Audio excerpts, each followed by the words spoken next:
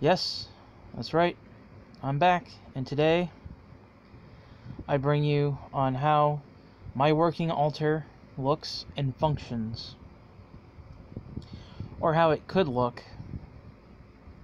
You might want to use your personal preference here when you work with the Necronomicon spellbook, which is basically only working with the 50 names of Marduk and the incantations that come with it. Now, this is only specific to the 50 names of Marduk from the spellbook only. The main book has an altar set up in it already, but it's a little bit more complex. And it is highly advised that you perform things in the proper order, which is summoning your watcher and then completing the gatewalking process and initiation before moving on to working with the 50 names. But people are people, and they will go to the spellbook 9 times out of 10. I am very guilty of this. I am very guilty of going through the back door and get your mind out of the gutter. But this system has a way of weeding people out that don't belong. And if you do belong, you will want to go back and go through the front door and get your mind out of the gutter again to make things proper and lawful. That being said, let us continue. The pictures you will see here are a little outdated, but I'll cover that when we get to the appropriate parts. My brother and friend over at Magicology, formerly Priest of the Necro, produced a video a while back on Marduk worship and such. I can't for the life of me remember what video it was specifically. I want to say it was a question and answer video. But he did bring up on working with Marduk and other entities when you call upon Marduk during ritual such as the 50 names. He went on to say that when you work with the 50 names, you are calling upon the entities, powers, and lords that were given unto Marduk at the battle with Tiamat. So yes, you are essentially calling upon Marduk.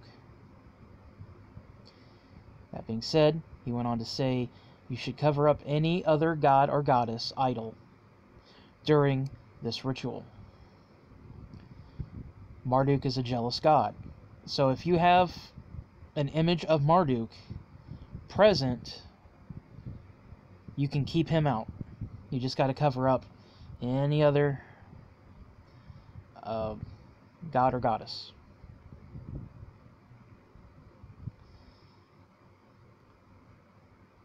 That is what I took from the video. The fact that I still remember it, that much of it, is amazing. Which is odd because I can tell you what I did in 1993. But I can't tell you what happened a few months ago. Just give it a few more years and I'll tell you. Now, if you choose to work nowhere near your altar that has all your gods and goddesses and images and stuff, no need to worry. Like me, I barely work in my room with my working altar. Or with my altar.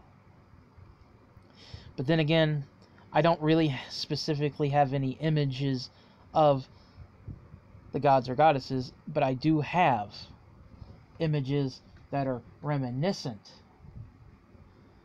of them. For example, I have skulls, Santa Muerta, candles, that represent Ereshkigal, because she is the goddess of the underworld, and that's associated with death and decay of all that wonderful underworld stuff. So, that's just a general rule here. But then I moved into the living room a lot because it's got a bigger space. And then I've worked in the garage, and then I worked in the shed. So I've been all over the property, basically. The only thing I haven't done yet is work outside, which I would love to work outside.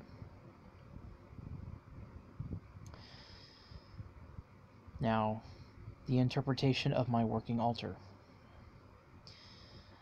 So, like I said, this picture is a little outdated. We have candles, incense, and the sigil. Now, those are basically the three things that are required to have.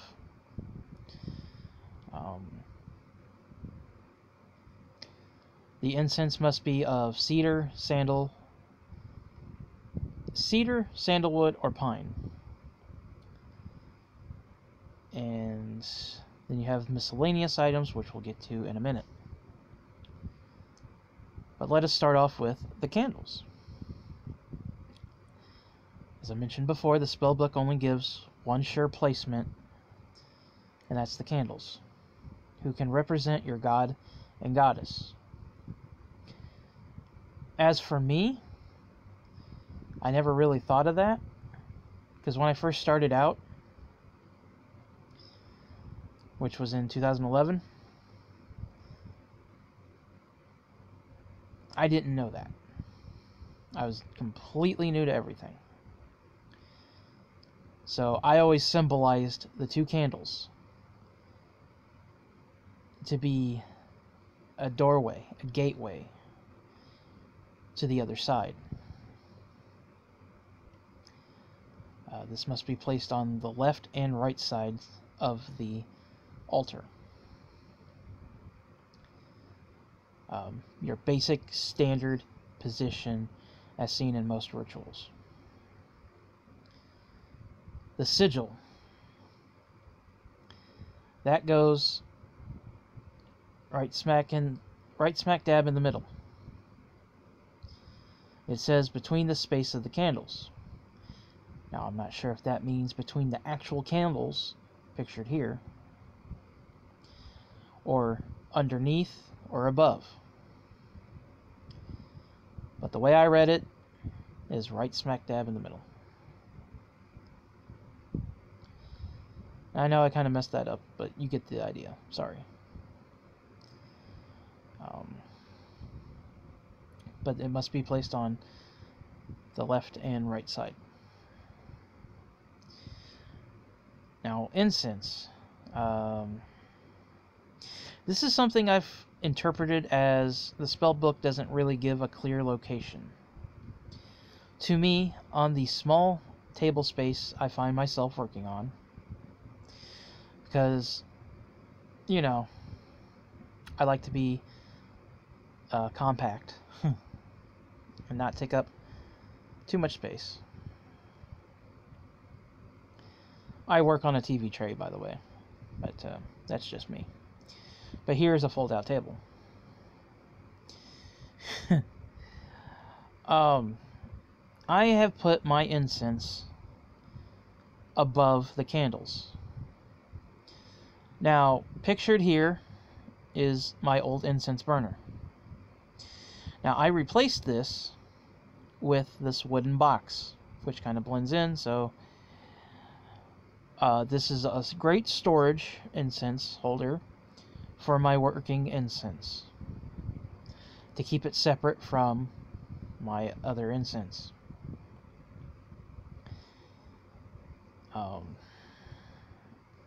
I put it above the candles because, like I said, there's no real clear position, and my intuition just told me it just feels right. Plus,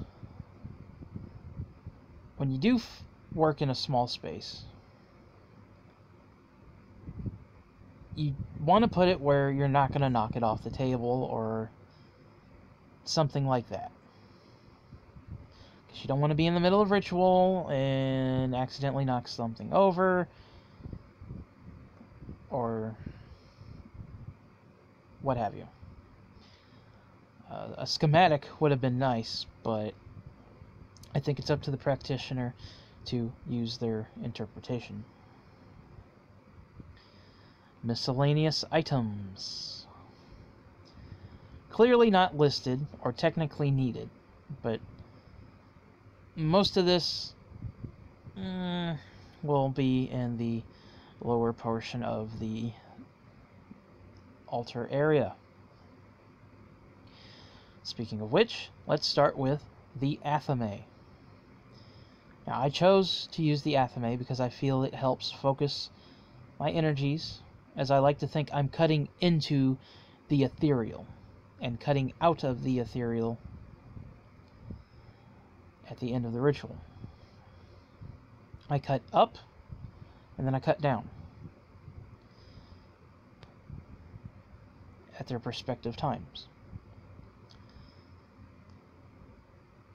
Again, Magicology made a video a great while back talking about wands versus athames, and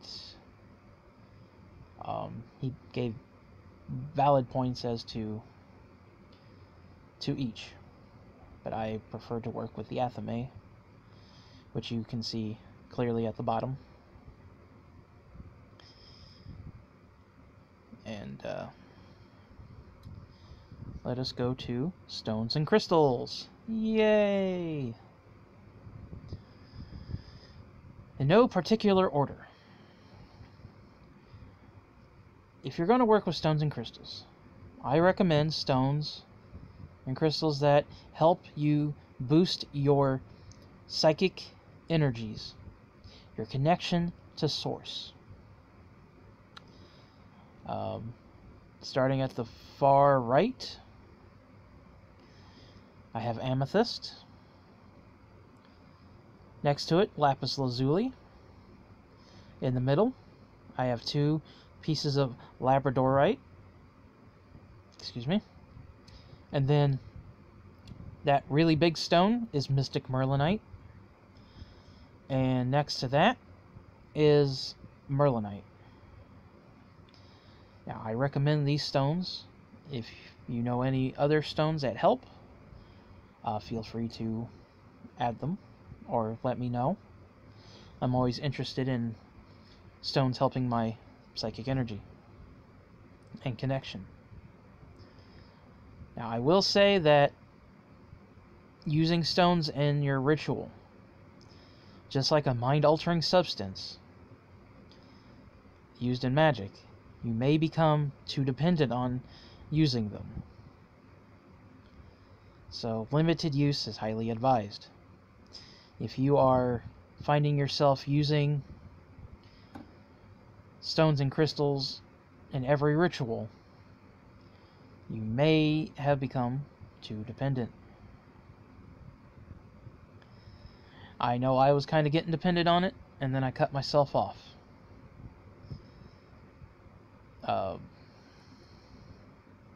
I'm not really sure when, but it's been at least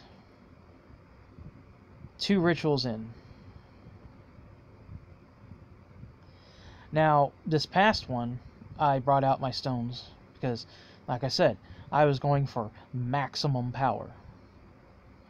While the blood moon energy was still in the air, so I was going for maximum power.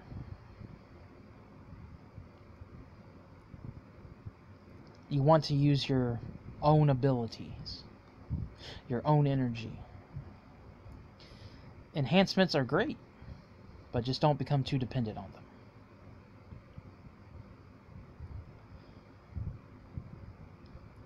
Now, what is not pictured, which I keep at the very bottom of the left candle, where the blade of my athame is a picture with my written goals on it. Now, this is strictly for those who have a hard time concentrating and can become easily distracted. Basically, find a picture of your specific goal, and if need be, write out specifically and what it is that you want. Then if you feel that it's perfect, then write on the picture what you just wrote. This has helped me greatly. And if you still feel your mind starting to stray, just take a couple of deep breaths and then pick it up again.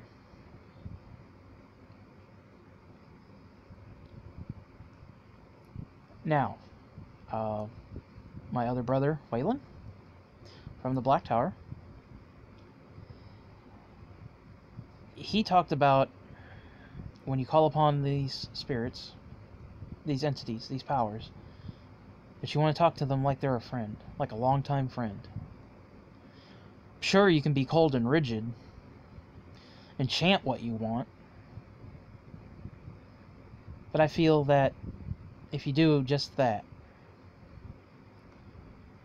you're really just, I don't know. I'm not going to say bad, but I think it helps if you explain to them, talk to them.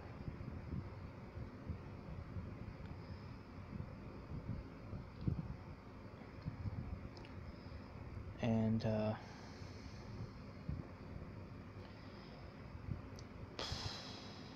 yeah, just talk to them. Now, you want to keep things in reason. Don't be asking for no Ty Lopez cars here. Lambo, Ferraris, Jaguars, Bentleys. Don't be asking for no Ty Lopez cars now. If you're wanting a car, like I kind of am, I need a car. You want to find a reasonable car. Like, I would love a Dodge Challenger. I would just love a black dual exhaust Dodge Challenger. But that's a little beyond my means. Now, I could want it, and I could ask for it.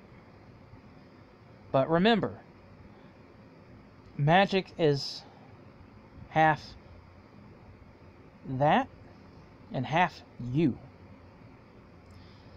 It's going to help things that you're doing a little easier, if that makes sense. It would be fucking fantastic if you said, I would like a Dodge Challenger dual exhaust, black on black, and boom, you wake up, there it is, in your driveway. That would be really fantastic.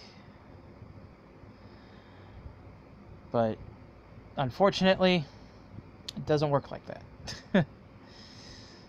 It'll just help you obtain it just a little bit easier. Like I said in my post-ritual video, which I guess that'll be in the description if you haven't seen that, since I'm kind of repeating some of the same stuff from that video.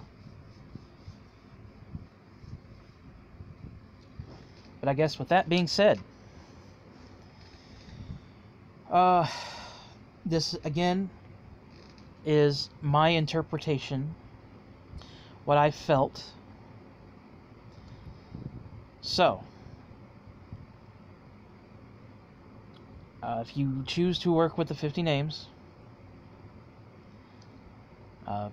please keep in mind to be respectful.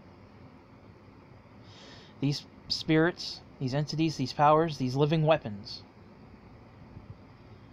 They know what's in your heart. They know what's in your mind. And they can read you like a fucking book.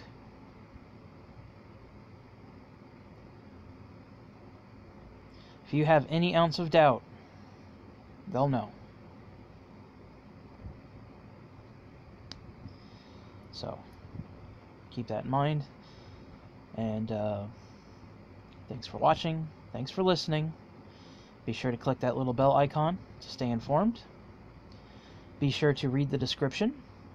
My video for my post-ritual will be there, as well as links to Magicology and the Black Tower, in no particular order. Be sure to check them out. As they are more experienced than I am, as they have both completed the gatewalking initiation process. So, that being said, questions, comments, or concerns, give this video a thumbs up if you liked it. If you have any recommendations, feel free to let me know. And I will catch you all later. Thanks for watching.